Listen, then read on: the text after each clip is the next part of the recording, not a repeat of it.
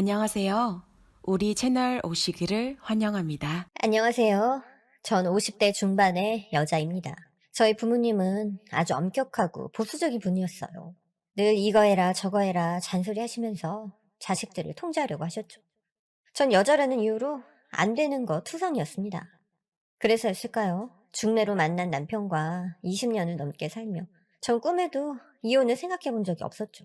신혼 때부터 시어머니 모시고 살면서 온갖 시집살이는 다 당했지만 그래도 전 남편 내조 잘하고 아이들 건강히 잘 키우는 것이 제 본분이라고 생각했습니다. 언젠가 시어머니와 남편이 제 노력을 알아줄 거라 생각하면서요. 그런 제가 이혼을 했네요. 그땐 정말 눈앞이 캄캄하고 하늘이 무너진 것 같았는데 지금 저 남편과 살 때보다 100배는 행복하답니다. 어떻게 된 이야기냐고요? 이젠 이혼까지 해서 남남이 된 마당에 계속 남편이라고 부르기도 민망하네요. 뭐라 부르면 좋을까요? 그나마 애들 아빠가 제일 무난하겠네요. 애들 아빠는 어릴 때 아버지가 돌아가시고 홀어머니 밑에서 자랐어요. 남편 죽고 아들 하나 달랑 남았으니 시어머니가 애들 아빠를 오죽 애지중지했을까요? 중매 결혼이니까 서로 죽고 못 살겠다 했던 건 아니지만 눈만 마주쳐도 이부자리를 깐다는 신혼인데 거실 하나에 방 하나 겨우 딸린 아파트에 살면서 방을 시어머니한테 내주고 신혼부부가 거실에서 잔다는 게 말이나 되나요? 요즘 젊은 사람들 들으면 당장 짐 싸서 도망갈 얘기죠. 홀어머니 모시면서 부부 사이가 너무 좋은 것도 흠이라고 애들 아빠는 늘 저를 소 닭보듯 했습니다. 그래도 용케 연년생으로 아들 하나 딸 하나 낳았네요. 뻔한 애들 아빠 월급으로 내조하고 애들 학원 보내고 시어머니 비위 맞추고 살림은 늘 빠듯했습니다. 그러니 제가 쓰는 건 뭐든 아낄 수밖에요. 그렇게 해서 적금도 붓고 보험도 들고 결혼 10년 만에 서울에 집도 장만했어요. 이삿날 시어머니가 제게 넌 남편 잘 둬서 이런 집에서 호사 부리는 걸 복인 줄 알아 라고 제 노력을 무시하셨지만 이해했습니다. 가족을 위해 한 푼이라도 더 벌려고 이리저리 뛰어다니는 애들 아빠한테도 늘 감사하며 살았고요. 애들 아빠가 그런 제 진심을 그토록 철저히 짓밟을 줄은 꿈에도 모르고 말이에요. 아주 오래된 일 같은데 그게 겨우 2년 전 일이네요. 오늘도 술 마셨어요? 자정이 넘어서 퇴근한 애들 아빠는 잔뜩 취해 있었습니다. 내가 좋아서 마셨어? 공사 하나라도 더 따내려고 내가 얼마나 뛰어다니는지 당신이 알기나 해? 애들 아빠는 건설사의 영업부장이어서 술자리가 잦았습니다. 걱정돼서 그러죠. 당신 나이도 있고. 뭐? 나이? 참, 가뜩이나 밑에서 치고 올라오는 젊은 놈들 때문에 짜증나 죽겠구만. 힘들게 일하고 퇴근한 남편한테 나이가 뭐가 어쩌고 저째? 소리 좀 낮춰요. 어머니 깨시겠어요. 남편은 안 무서워도 시어머니도 무섭나 보지? 당신이 잔소리 안 하면 나도 큰 소리 낼 일 없다고. 내가 무슨 잔소리를 했다 그래요? 이거 봐. 내가 하는 말마다 물고 늘어지는 거. 어머니가 하시면 참 좋아하겠어. 알았어요, 알았어. 내가 잘못했어요. 그러니까 이제 그만하고 얼른 씻어요. 마누라가 남편 기는 못 살려줄 망정. 애들 아빠는 비틀거리며 욕실로 들어갔어요. 전 애들 아빠가 뱀 허물처럼 벗어놓은 옷가지를 주워 들었죠. 술 냄새랑 진한 향수 냄새가 섞여서 제 속까지 울렁거리더군요. 애들 아빠의 와이셔츠에 샛노란 머리카락이 잔뜩 달라붙어 있었습니다. 전 욕실 문을 벌컥 열었어요. 당신 또 여자 나오는 술집에 갔어요? 뭐야? 그럼 10억이 넘는 공사가 걸려있는데 소주 마시면서 얘기할까? 당장 문 닫어. 여자가 부끄러운 줄도 모르고. 애들 아빠는 조금도 미안해하지 않았어요. 오히려 너무 당당했죠. 제가 살림하고 애들 키우느라 아무리 사회생활을 모른다고 해도 영업이란 게 먹기 싫을 술도 먹고 가기 싫은 곳도 가야 한다는 걸 이해 못할 정도로 무지하진 않았습니다. 하지만 한두 번도 아니고 너무하다 싶었죠. 그래도 전 참기만 했어요. 그러다 어느 날 전 점심부터 손칼국수가 먹고 싶다는 시어머니 한마디에 밀가루 반죽을 치드는 중이었습니다. 대충 하지 말고 있는 힘껏 꾹꾹 치대. 반죽 고르게 밀어서 너무 두껍지 않게 썰고. 어머니, 반죽 미는 것도 불편하고 오래 걸리는데 칼국수 말고 수제비는 어떠세요? 넌 칼국수랑 수제비가 같냐? 칼국수는 면에 육수가 싹 빼서 씹을수록 감칠맛이 나는데 수제비는 밀가루 맛밖에 더 나냐고. 어차피 같은 반죽으로 만드는 건데 넌 어떻게 20년 살면서 음식 솜씨는 안 늘고 말 대답하는 것만 늘었니? 네가 하는 음식 중에 그나마 제일 먹을 만한 게 칼국수인데 이젠 그것도 하기 싫다 이거야? 아니에요 어머니. 금방 밀어서 칼국수 해드릴게요. 됐다. 내가 무슨 칼국수 못 먹어서 한이라도 맺힌 줄 알아? 그렇게 시엠이 밥 해주는 게 싫으면 네가 이 집에서 나가. 누가 붙잡을 줄 아니?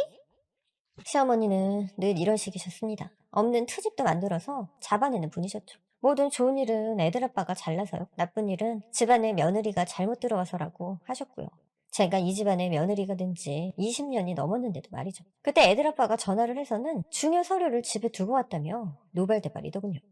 자기가 실수해놓고 화는 왜 나한테 내는지.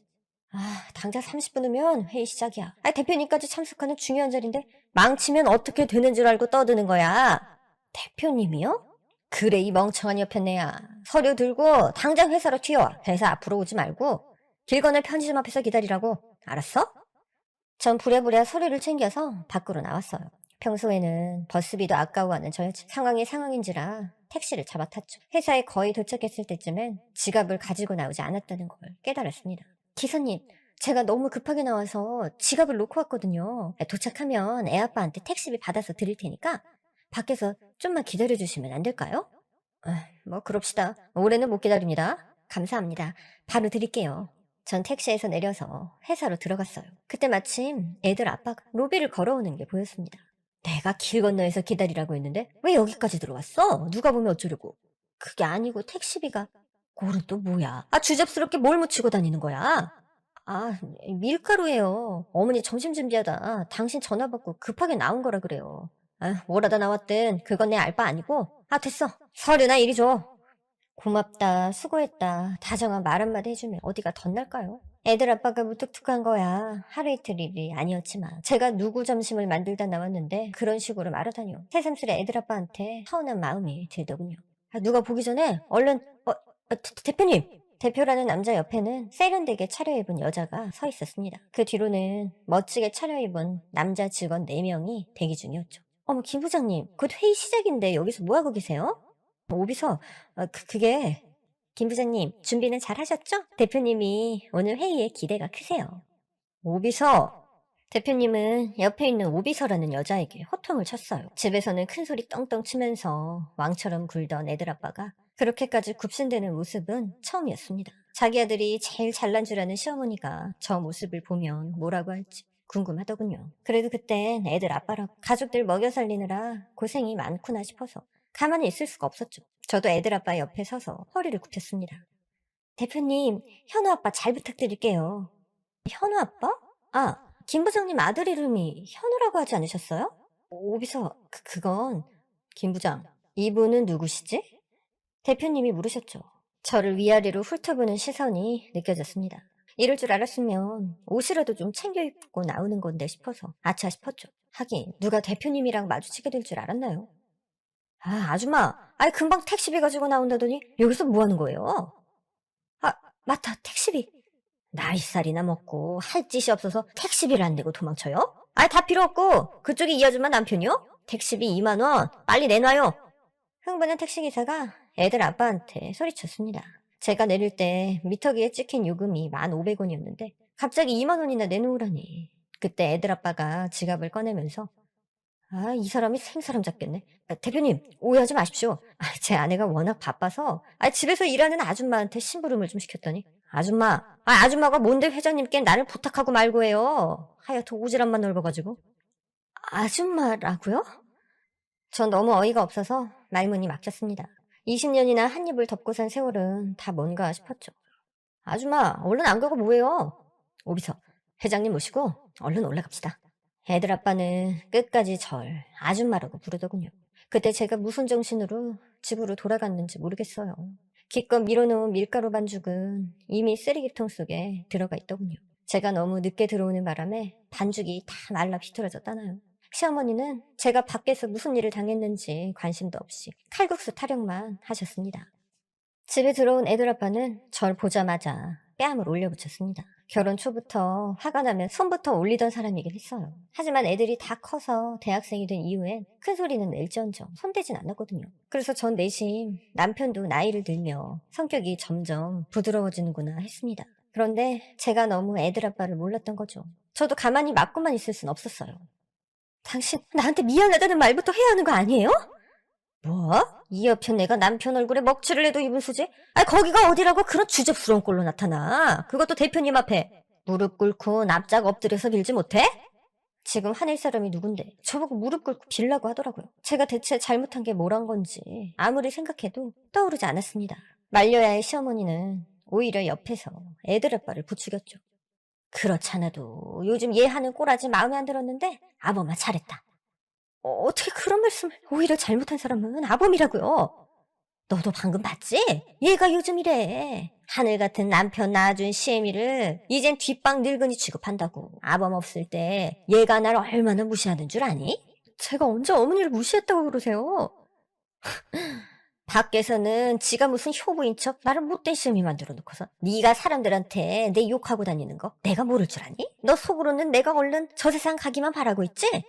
제가 언제 어머니 용을 받다고 그러세요? 제발 억지 좀 그만 부리세요.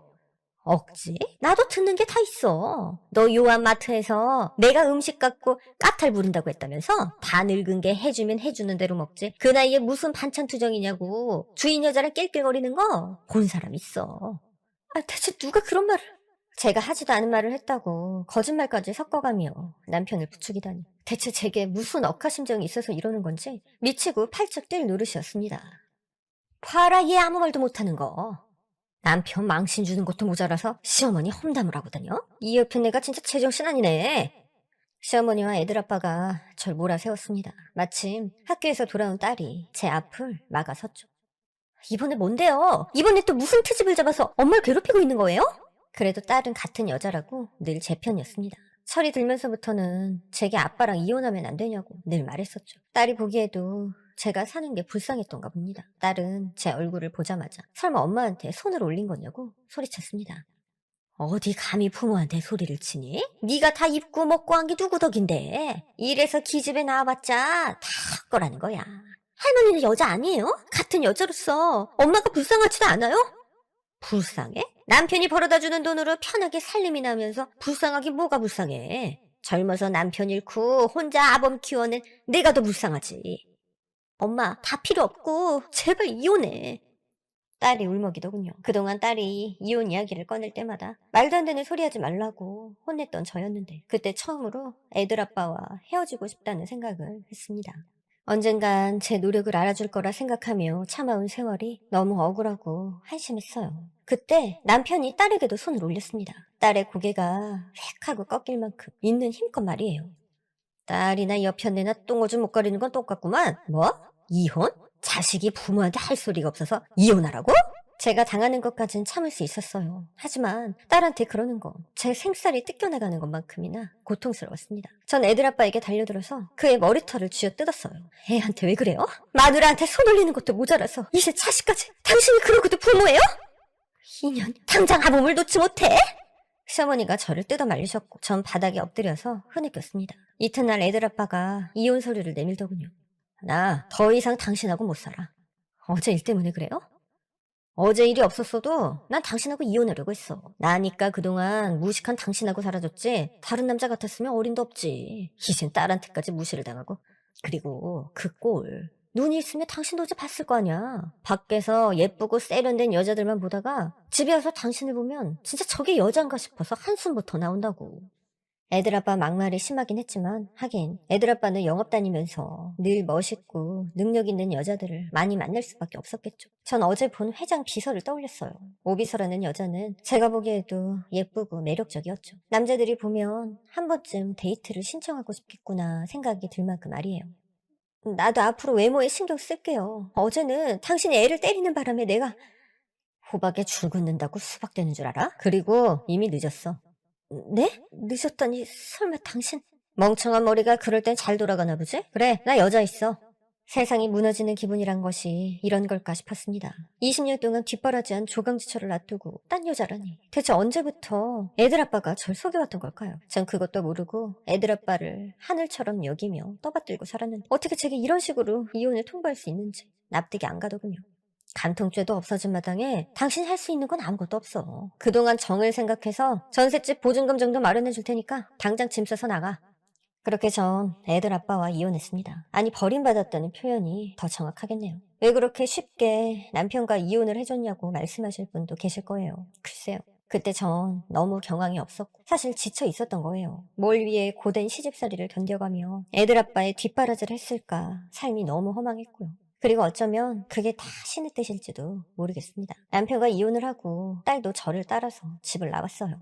아직 고등학생인 아들은 애들 아빠가 맡았죠. 시어머니는 어릴 때부터 손녀와 손자를 차별했기 때문에 딸이 절 따라 집을 나가겠다고 했을 때 붙잡지도 않았습니다. 딸은 학교 수업 틈틈이 알바를 했어요. 저도 이제는 밖에 나가서 돈을 벌어야 했고요.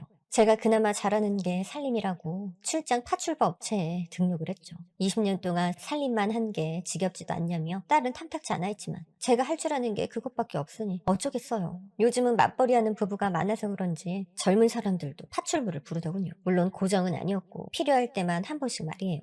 저처럼 처음 업체에 등록한 사람에게는 하루나 이틀짜리 출장만 배정이 됐습니다. 그러다 점점 고객들에게 좋은 평판이 쌓이면 고정 출장을 배정해줬죠. 고정적인 일의 좋은 점은 일당이 세다는 거였어요. 업체에선 한 달에 한 번씩 스케줄표를 줬습니다. 파출부 일을 시작하고 석 달쯤 지났을 때 팀장이 저 따로 부르더군요.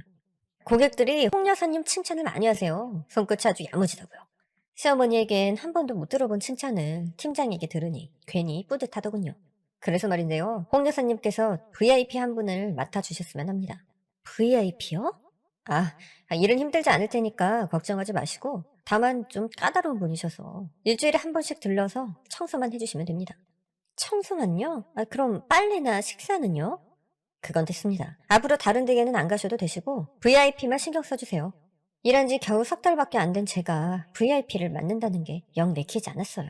하지만 다른 집에서 일하는 것보다 5배가 넘는 일당을 준다는 말에 알겠다고 했죠. 까다로워봤자 시어머니보다 더 까다로울까 싶기도 했고요. 전 당장 다음 날부터 VIP 집으로 출근을 했습니다.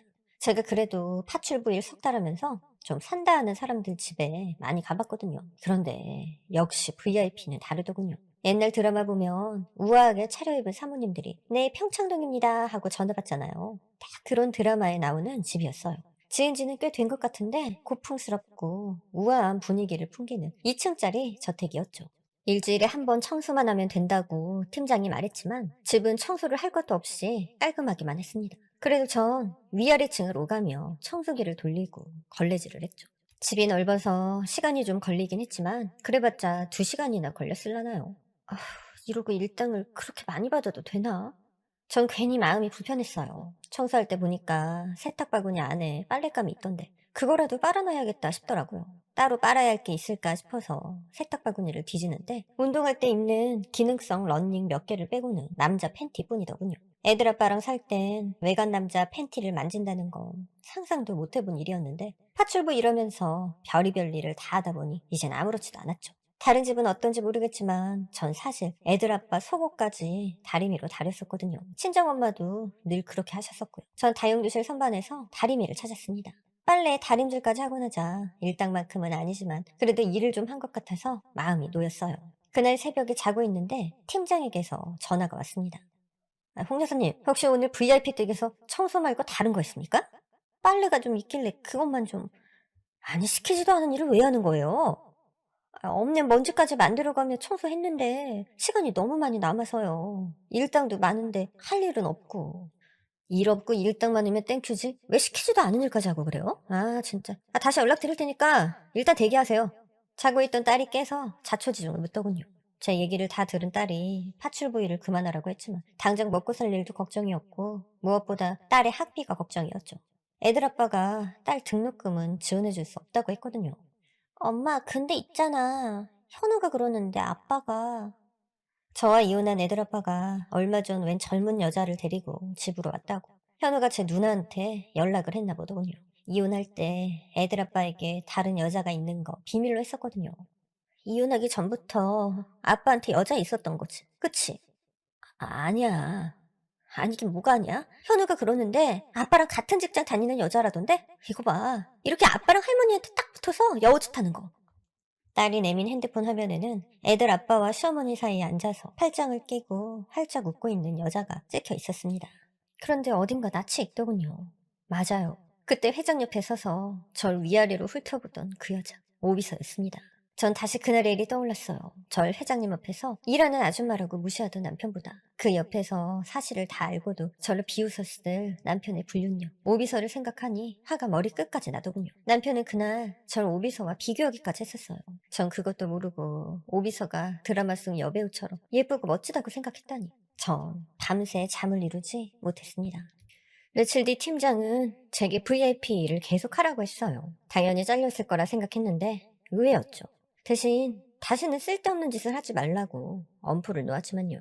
남편에 대한 배신감과는 별개로 어쨌든 당장 먹고 사는 일이 급했으니 저 군말 없이 알겠다고 했습니다. VIP 집에 가는 날을 빼고는 미술학원에 등록해서 그림도 그렸어요. 사실 제 원래 꿈이 화가였거든요.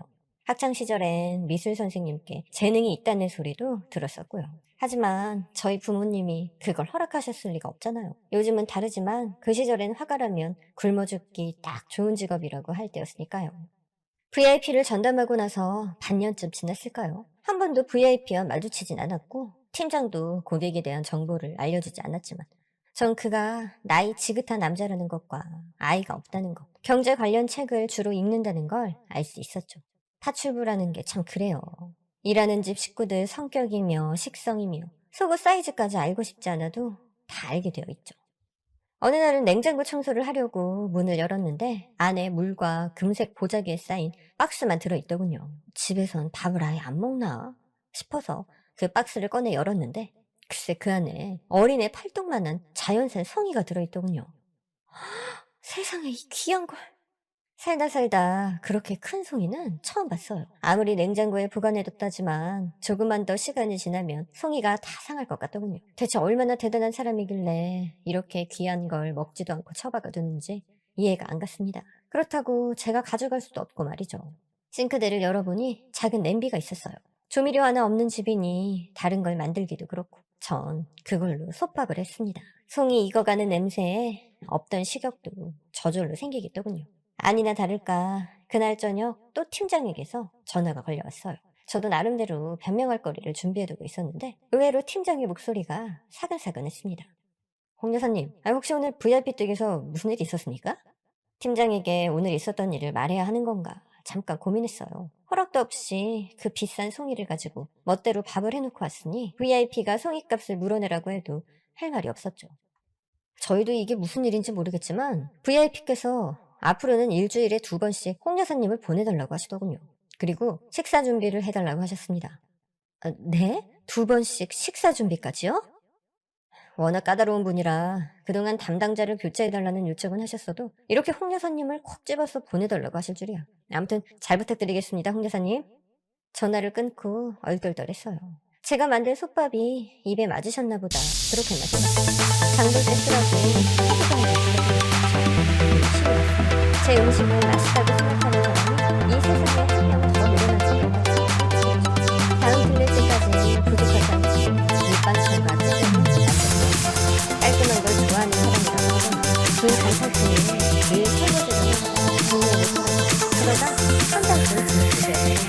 그날이 제 인생의 죽었던 날. VIP 집으로 가는 길에 장을 가서 그런데 그날은 늦잠을 부리는 바람에 시간이 늦어졌고 그만 VIP와 마주치고 말았습니다. 지금 막 퇴근하려던 길이었어서 죄송해요. 제가 급하게 옷과 가방을 챙기는데 갑자기 오늘 괜찮은 거 없나? 라며 VIP가 저를 찾아왔습니다. 고객님이 물고기보다 해물을 좋아하시는 것 같아서 냉장고에 전복이 있는데 그걸 전복장으로 담아놨고요.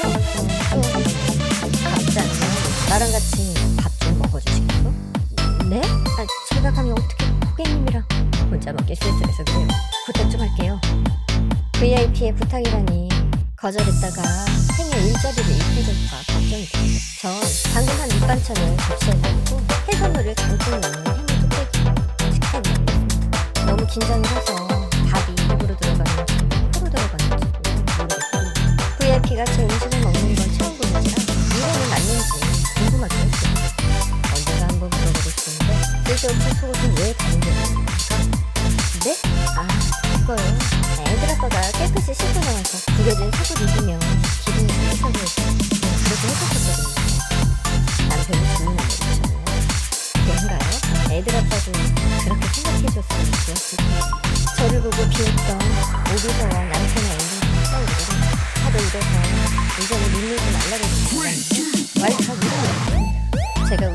줄 때까지 아무것도 묻지 않는 VIP인데 고마운 생각이 들더라고요. 저녁 때는 친구, 뒤늦게 퇴근하는 저에게 VIP다. 혼자서 밥 먹는 것이 참 쓸쓸했는데 덕분에 지냈지.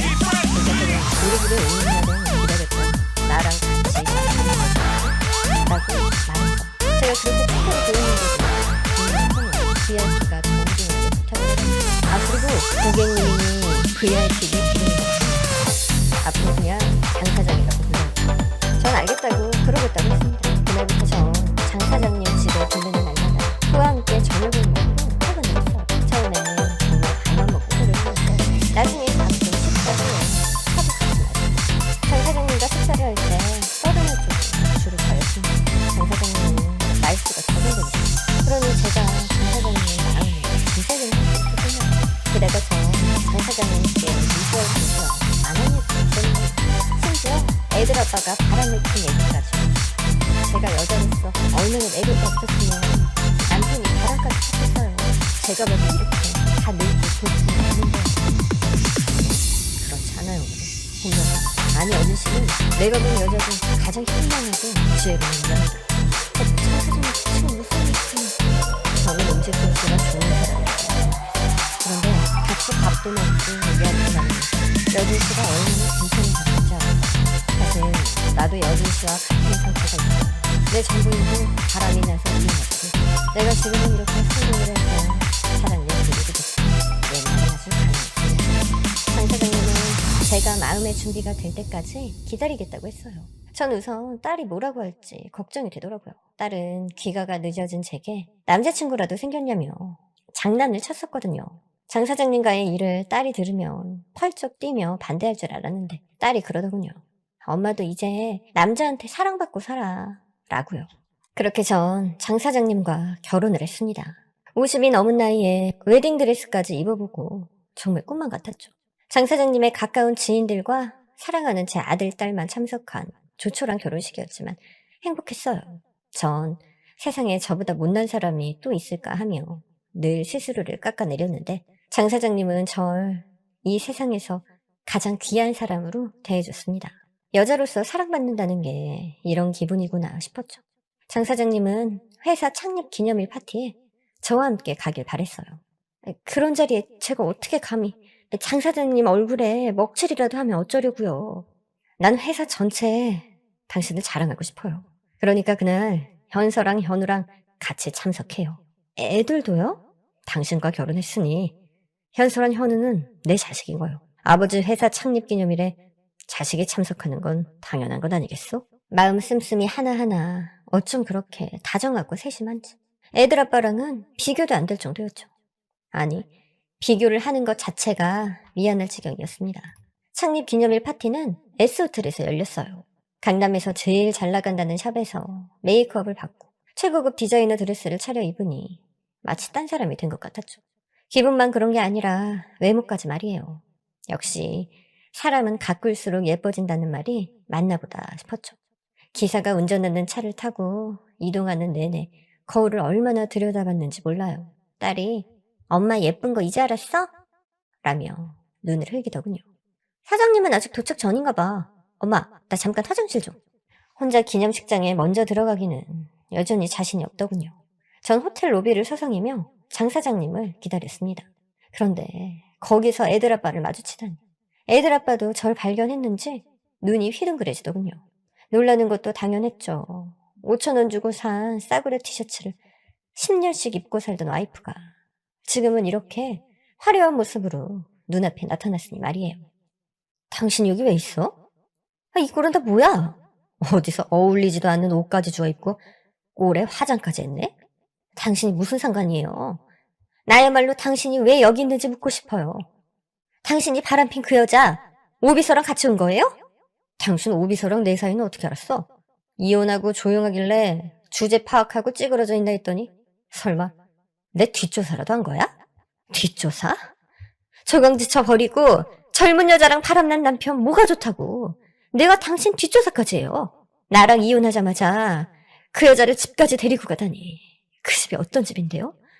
내가 안 먹고 안 입고 겨우 마련한 집이라고요. 지나가던 개가 웃겠군. 당신이 돈 한 푼 벌어온 적이 있어? 다 내가 벌어온 돈이잖아. 당신 같은 사람이랑 더 얘기하고 싶지도 않아요. 오비서랑 호텔에서 뭘 하든 이젠 내 알 바 아니에요. 천박하기는. 생각한다는 게 겨우 그 정도밖에 안 돼? 하긴 당신 같은 사람이 호텔에 와본 적이 있어야 말이지. 당장 나가라고. 남편이 다짜고짜 제 팔을 잡아 끌었어요. 서류를 들고 회사를 찾아갔을 때도 절 함부로 대하고 망신 주더니 역시 사람은 쉽게 달라지지 않나 봅니다. 구질구질하게 전 남편 뒷조사 나오고 말이야. 오늘이 회사 창립 기념일인 건 어떻게 알고? 이혼해서도 끝까지 나한테 망신 주겠다 이거지?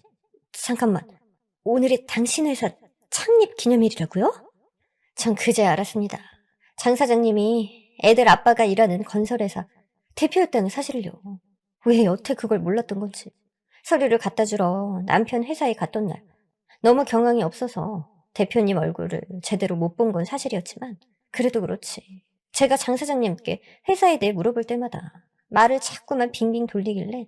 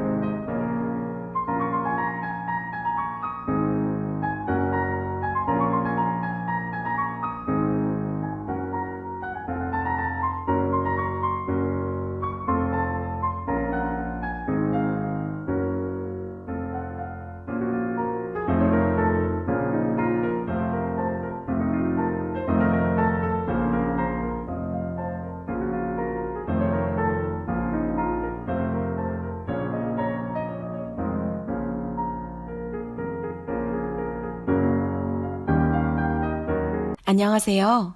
우리 채널 오시기를 환영합니다. 전 그냥 남들한테 말하기 남사스러운 사업인가라고만 생각했었습니다. 그럼 아무것도 모르고 여기까지 왔다는 거야? 그 말을 나보고 믿으라고? 아, 당신 재혼했다더니 어디서 늙은 영감탱이 하나 물었나 봐. 내가 말했지. 호박에 줄 긋는다고 수박되는 거 아니라고. 그 꼴로 꼬셔서 넘어가는 놈이면 안 봐도 미디어군. 어떻게 당신은 변한 게 하나도 없어요? 최소한의 양심이란 것도 없어요? 양심? 당신이야말로 나랑 사는 내내 거지 같은 꼴만 보여준 건 양심에 찔리지 않고 뚫린 입이라고 아주. 곧 회사 사람들 몰려올 텐데 당장 꺼지라고. 이러다 저번처럼 대표님이라도 마주치면 어쩌려고. 김 부장, 지금 뭐 하는 건가? 당장 그 손 놓지 못해? 그때 장 사장님이 나타났습니다. 장 사장님 옆에 서 있는 오비서가 귀신이라도 본 것 같은 얼굴을 하더군요. 애들 아빠는 장 사장님 앞에 달려가서 넙죽 인사부터 했습니다. 대표님, 별일 아닙니다. 저 여자가, 저 여자? 지금 저 여자라고 했나? 네, 맞습니다. 저 여자요. 저 여자가 낄 때 안 낄 때 못 거리고 여기까지 찾아와서는 제가 지금 당장 쫓아내겠습니다. 남편이 저를 보며 손가락질을 했습니다. 김 부장님, 이혼하셨다는 얘긴 들었는데 대체 어떻게 하셨길래 이혼한 와이프가 여기까지 쫓아오게 만드세요? 오비서가 비웃더군요. 다 알면서 끝까지 뻔뻔하게 나오는 연놈들을 보니 피가 거꾸로 솟았습니다. 하지만 이젠 제가 나설 필요가 없었죠. 장 사장님이 소리치셨습니다. 쫓아내긴 누가 누굴 쫓아내? 감히 부장 따위가 회사 대표 와이프를 쫓아내? 네? 지금 누가 누구 와이프라고 하신 건지. 설마 오늘 참석하신다는 사모님이 이 여자? 김 부장 자네 끝까지 그 입을 함부로 놀리는군. 대표님, 그게 아니라 그때 장 사장님이 뒤에 서 있던 수행비서에게 손짓을 했어요. 수행비서는 기다렸다는 듯 양복 안 주머니에서 서류를 꺼내더군요. 내가 그동안 김 부장이 한 짓을 모를 줄 알았어? 회사 공금을 횡령한 것도 모자라서 협력회사에 갑질까지 하고 다니고 거기다 대놓고 뇌물을 요구했다면서 아무도 모르게 김 실장한테 알아보라고 시켰는데 횡령한 돈이 상상 이상이더라고. 대표님, 그게 무슨 말씀이세요? 누가 절 모함하느라고 누명을 씌운 겁니다. 그때 오비서가 대표님, 그런 일이 있으면 저한테 말씀하시지 왜 김 실장한테 시키셨어요? 제가 김 실장한테 서류 다 받아서 재수사 한번 해볼게요. 중간에 무슨 착오가 있을 수도 있고 라며 남편을 두둔했어요. 꼴의 애인이라고? 지금 김 부장 감싸는 건가? 대표님이 그걸 어떻게... 아니에요, 오해세요, 대표님. 김 부장이나 오비서나 계속 오해라고만 하는군. 자, 그럼 저기 서 있는 내 와이프 앞에서 다시 한번 짓거려보게. 네? 아니, 진짜로 저 여자가... 아니, 저분이 정말 이번에 결혼하셨던 그 사모님? 장 사장님은 바지가랑이를 붙잡고 늘어지는 애들 아빠와 오비서를 뿌리치며 저에게 다가왔습니다. 전 장 사장님의 어깨에 기댔죠. 저를 위해 싸워주는 장 사장님이 그렇게 든든할 수 없었습니다. 정식으로 소개하도록 하지. 여기는 내 사랑하는 아내 홍여진. 이 순간부턴 깍듯하게 사모님으로 모시도록 해. 알겠나? 장 사장님. 당신은 언제까지 날 장 사장님이라고 부를 거예요? 처음부터 제가 누군지 알고 계셨던 거예요? 처음엔 아니었지만 당신과 이야기를 나누다가 자연스럽게 알게 됐어요. 사실을 알면 당신이 날 받아주지 않을까봐 지금까지 말 못했던 걸 용서해 주겠소? 다 알면서도 부하 직원 아내인 저에게 청혼을 하시다니. 고마워요. 고맙다는 말은 내가 당신한테 해야지. 당신이 내 사람이 되다니 난 참 복도 많은 사람이요. 장 사장님, 아니 여보. 그럼 안으로 들어갑시다. 장 사장님, 아니 제 진정한 남편의 에스코트를 받으며 전 기념식장 안으로 들어갔습니다. 그날 전 다시 태어났어요. 운명처럼 찾아온 이 남자 덕분에 미운 오리 새끼인 줄 알았던 제가 백조였다는 사실을 뒤늦게라도 깨달아서 정말 다행이에요. 현서와 현우는 지금 저와 살고 있답니다. 시어머니는 중풍 때문에 지금 요양원에 들어갔다고 하네요. 애들 아빠랑 오비서요? 글쎄요. 공금 횡령 공범으로 재판받고 지금쯤 감옥에 있겠죠. 다 우리 그이가 알아서 한다고 하니까 전 앞으로 좋은 것만 보고 좋은 것만 듣고 살려고요. 그런 짐승만도 못한 것들 소식은 완전히 신경 끄고 말이에요. 나이 50이 넘어서 저한테 남편 복이 터질 줄 누가 알았겠나요. 역시 인생은 한 치 앞도 모르는 건가 봅니다.